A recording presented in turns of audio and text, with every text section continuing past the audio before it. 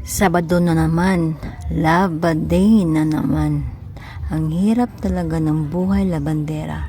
Magtatagalog na lang muna ako ha, kasi marami akong followers na mga Tagalog.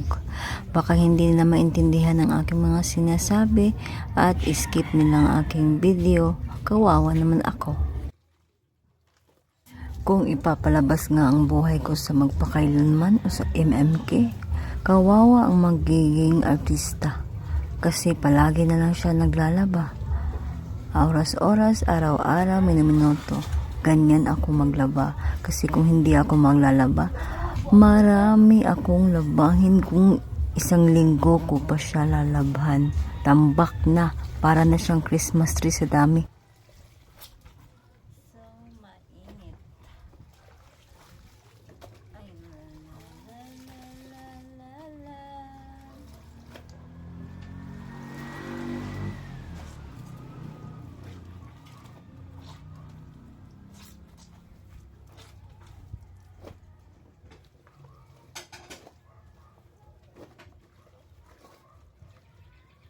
Kailangan kong matapos kaagad itong aking labahin kasi marami pa akong gagawin.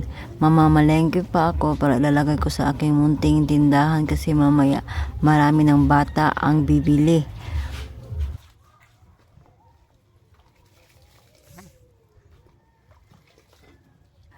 Sumagi rin ba sa isip nyo na kung gaano karami ang ating labahin, sana ganon din karami ang ating pera? Siguro wala tayong problema sa buhay kung ang dami ng ating labahin kasing dami rin ng ating pera. Ang gulo, no?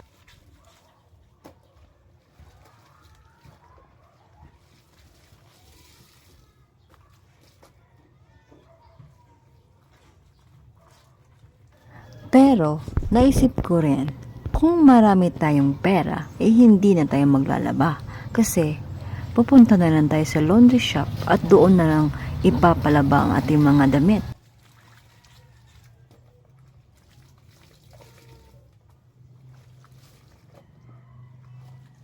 Dahil isa akong content creator, kaya nag-video ako ngayon kung ano ang aking ginagawa. Para naman may content din akong mai-upload.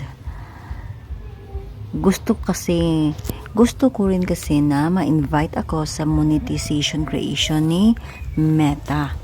Para naman, malay natin magka-chance magka-income, diba?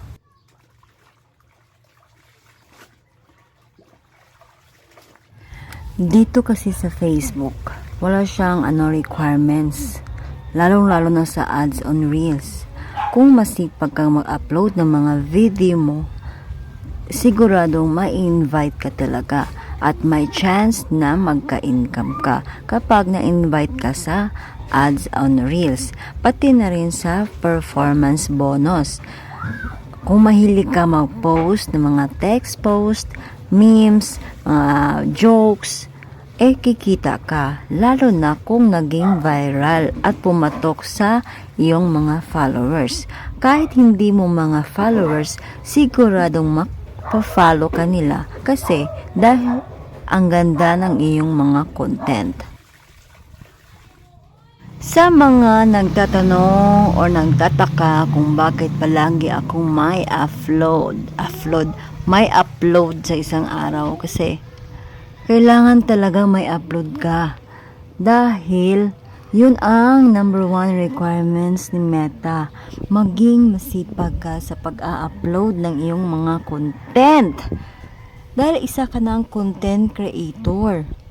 Diba? Gusto mong maging isang content creator.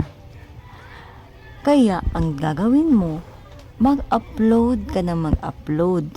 Tulad ng video or long form video, real videos, mga text post, mga photo, mga ganyan, para naman yung mga taong gusto kang mabalikan dahil sa ginawa mo rin pag-rest back sa kanila, yung tinatawag na rest back.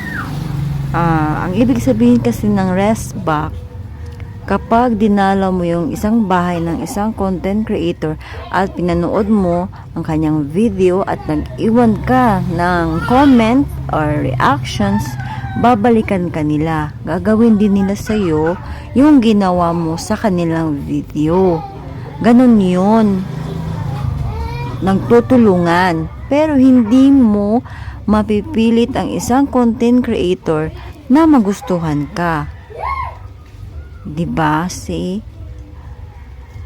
Kasi ang content creation, lalo na kung maganda yung video mo, kahit hindi mo na sila anyayahan na panoorin at i-follow ka talaga nila pag once nagustuhan nila ang iyong video na ginawa.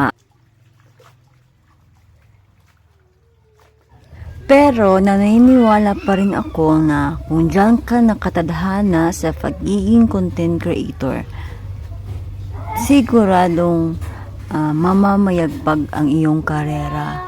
Pero kung sa ibang bagay ka talaga nakatadhana, kahit anong pilit mong gawin, kahit galingan mo pa dyan, kahit makipag-resbakan ka pa, makipag-followhan ka pa, kung hindi yan para sa'yo, at hindi yan ibibigay para sa'yo, wala talaga.